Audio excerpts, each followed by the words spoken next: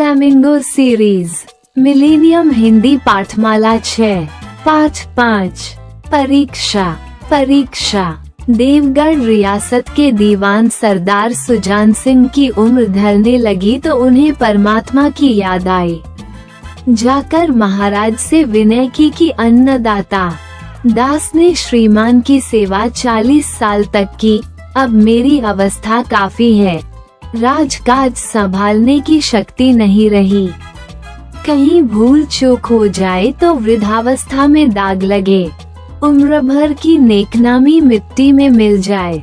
देवगढ़ के राजा साहब अपने अनुभवशील नीति कुशल दीवान सुजान सिंह का बहुत आदर करते थे।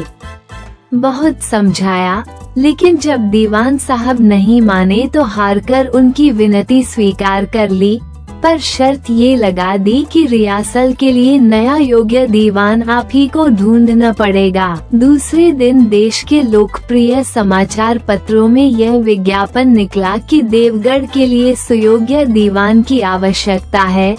जो उम्मीदवार अपने को इस पद के योग्य समझें, वे वर्तमान सरदार सुजान सिंह की सेवा में उपस्थित हों। यह आवश्यक नहीं है कि स्नातक हो, मगर हष्ट पुष्ट होना आवश्यक है। मंदाग्नि के मरीज को यहाँ तक कष्ट उठाने की कोई आवश्यकता नहीं। 1 महीने तक उम्मीदवारों के रहन सहन, आचार विचार की जांच पड़ताल की जाएगी। विद्या का कम, परंतु कर्तव्य निर्वहन पर अधिक विचार किया जाएगा। जो उम्मीदवार इस परीक्षा में खरे उतरेंगे, वो इस उच्च पद पर सुशोभित होगा। इस विज्ञापन ने सारे देवगढ़ तथा उसके आसपास के क्षेत्रों में तहलका मचा दिया। ऐसा ऊंचा पद और किसी प्रकार की कैद नहीं, केवल भाग्य का खेल है। सैकड़ों उम्मीदवार अपनी अपनी किस्मत परखने के लिए चल खड़े हुए। देवगढ़ में नए नए और रंग बिरंगी उम्मीदवार दिखाई देने लगे। प्रत्येक रेलगाड़ी से उम्मीदवारों का एक मेला सा उतरता।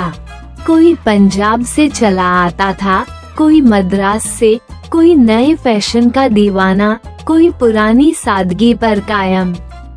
रंगीन एममे, चोगे और नाना प्रकार के अंगरखे और कंटोप देवगढ़ में अपनी सज धज दिखाने लगे। लेकिन सबसे विशेष संख्या स्नातकों की थी, क्योंकि सनद की कैद न होने पर भी सन से पर्दा तो ढका रहता है। दीवान सरदार सुजान सिंह ने इन महानुभावों उम्मीदवारों के आदर सत्कार का बहुत अच्छा प्रबंध कर दिया था। हर एक उम्मीदवार अपने जीवन को अपनी समझ के अनुसार अच्छे रूप में दिखाने की कोशिश करता था। मिस्टर 9 बजे दिन तक सोया करते थे। आजकल वे उद्यानों में टहलते हुए उषा का दर्शन करते थे। मिस्टर द स और ज से उनके घरों पर नौकरों की नाक में दम था। लेकिन ये सज्जन आजकल आप और जनाब के बगैर नौकरों से संवाद नहीं करते थे। मिस्टर ल को किताब से घृणा थी, परंतु आजकल वे बड़े बड़े ग्रंथ देखने पढ़ने में डूबे रहते थे। जिससे बात कीजिए, वो नम्रता और सदाचार का देवता सा जान पड़ता था। लोग समझते थे कि 1 महीने का झंझट किसी तरह काट लें। कहीं कार्य सिद्ध हो गया तो कौन पूछता है। लेकिन उम्मीदवारों का वो बूढ़ा जौहरी आड़ में बैठा हुआ देख रहा था कि इन बगुलों में हंस कहाँ छिपा हुआ है। एक दिन नए फैशन वाले उम्मीदवारों को सूझी कि आपस में हॉकी का खेल हो जाए। ये प्रस्ताव हॉकी के मजे हुए खिलाड़ियों ने पेश किया। ये भी तो आखिर एक विद्या है, इस क्यों छिपा रखें। संभव है कुछ हाथों की सफाई ही काम कर जाए। चलिए तय हो गया, फील्ड बन गई, खेल शुरू हो गया और गेंद किसी दफ्तर के अप्रेंटिस की तरह ठोकरें खाने लगी। देवगढ़ रियासत में ये खेल बिल्कुल निराली बात थी। पढ़े लिखे भले मानुस लोग शतरंज और ताश जैसे गंभीर खेल खेलते थे। दौड़ कूद के खेल बच्चों के खेल समझे जाते थे। दर्शकों तथा खिलाड़ियों में उत्साह की कोई सीमा न थी। धावे के लोग जब गेंद को लेकर तान्नी से उड़ाते तो ऐसा जान पड़ता था कि कोई लहर बढ़ती चली आती है, लेकिन दूसरी ओर के खिलाड़ी इस बढ़ती हुई लहर को इस तरह रोक लेते थे कि मानो लोहे की दीवार है। सायं तक यही धूमधाम कायम रही।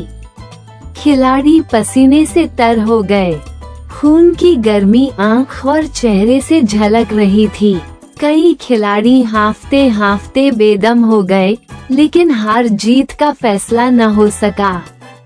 रात होने की थी। इस मैदान से जरा दूर हटकर एक नाला था। उस पर कोई पुल न था। पथिकों को नाले में से चलकर आना जाना पड़ता था। खेल अभी बंद ही हुआ था और खिलाड़ी बैठे दम ले रहे थे कि एक किसान अनाज से भरी हुई बैलगाड़ी लिए हुए उस नाले के समीप आया। लेकिन कुछ तो नाले में कीचड़ था और कुछ उसकी चढ़ाई इतनी ऊंची थी कि गाड़ी ऊपर न चढ़ सकती थी। किसान कभी बैलों को ललकारता, कभी पहियों को हाथ से आगे धकेलता, लेकिन बोझ अधिक था और बैल काफी कमजोर। गाड़ी ऊपर को न चढ़ती और चढ़ती भी तो कुछ दूर चढ़कर फिर उतना ही खिसक कर नीचे पहुंच जाती। किसान बार बार दम भर जोर लगता और बार बार झुंझलाकर बैलों को डंडे से मारता, लेकिन गाड़ी उभरने का नाम न लेती। बेचारा किसान इधर उधर हताश होकर ताकता, मगर वहाँ कोई सहायक नजर न आता। गाड़ी को अकेले छोड़कर कहीं जा भी नहीं सकता। बड़ी आफत में फंसा हुआ था। इसी बीच में खिलाड़ी हाथों में हॉकी के डंडे लिए घूमते घामते उधर से निकले। किसान ने उनकी तरफ सहमी हुई नजर डाली, परंतु किसी से मदद मांगने का साहस न हुआ। खिलाड़ियों ने भी उसको देखा, मगर बंद आंखों से, जिनमें सहानुभूति न थी। उनमें स्वार्थ था, अहंकार था, मगर उदारता और वात्सल्य का लेश मात्र न था। लेकिन उसी समूह में ऐसा उम्मीदवार था जिसके हृदय में दया और कर्तव्य की भावना थी और अद्भुत साहस था। आज हॉकी खेलते हुए उसके पैरों में चोट लग गई थी। लंगड़ाता हुआ धीरे धीरे चला आता था। अकस्मात उस उम्मीदवार की नजर गाड़ी पर पड़ी। वो ठिठक गया। वो किसान की शक्ल देखते ही सब बातें समझ गया। डंडा एक किनारे रख दिया। कोट उतारकर किसान के पास जाकर बोला, मैं तुम्हारी गाड़ी निकाल दूं? किसान ने देखा कि एक गठीले बदन का लंबा व्यक्ति सामने खड़ा है। झुककर बोला, हुजूर, मैं आपसे कैसे कहूँ? युवक ने कहा, मालूम होता है तुम यहाँ बड़ी देर से फंसे हो। अच्छा, तुम गाड़ी पर जाकर बैलों को साधो, मैं पहियों को धकेलता हूँ, अभी गाड़ी ऊपर चढ़ जाएगी। किसान गाड़ी पर जा बैठा। युवक ने पहिए को जोर लगाकर आगे की ओर हिलाकर बढ़ाया। कीचड़ बहुत ज्यादा था। वो घुटने तक जमीन में गड़ गया, लेकिन हिम्मत न हारी। उसने फिर ताकत लगाकर धक्का दिया। उधर किसान ने बैलों को ललकारा। बैलों को सहारा मिला, हिम्मत बांध गई। उन्होंने कंधे झुकाकर एक बार जोर किया तो गाड़ी नाले के ऊपर आ गई। किसान खिलाड़ी युवक के सामने हाथ जोड़कर खड़ा हो गया।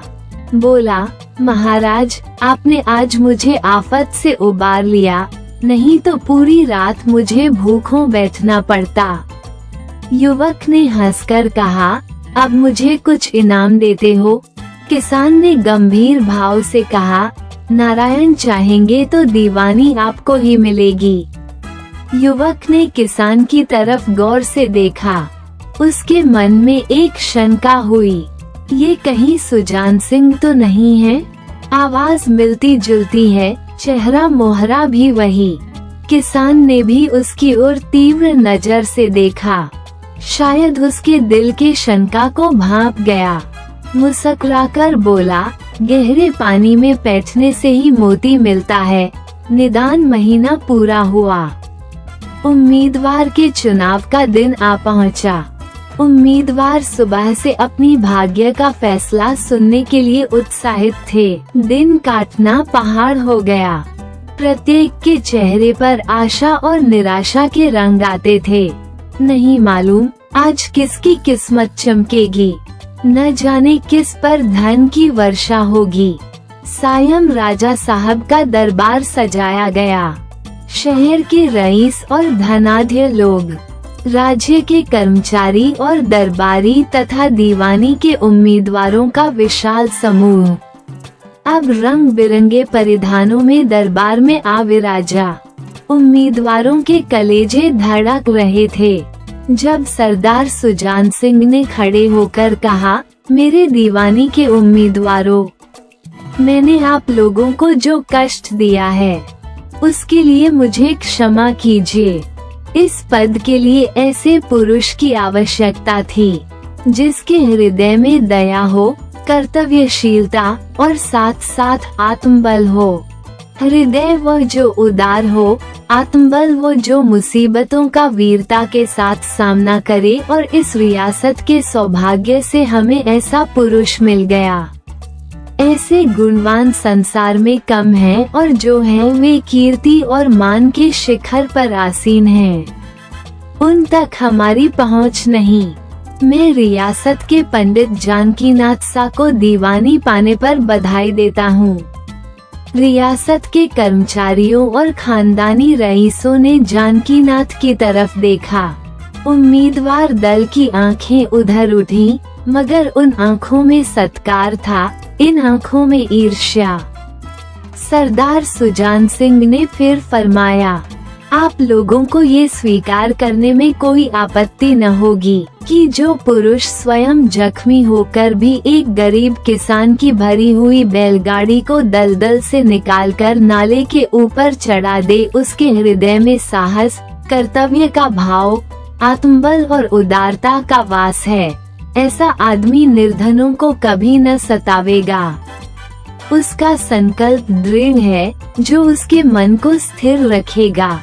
वो चाहे धोखा खा जाए परंतु दया और धर्म से कभी न पीछे हटेगा।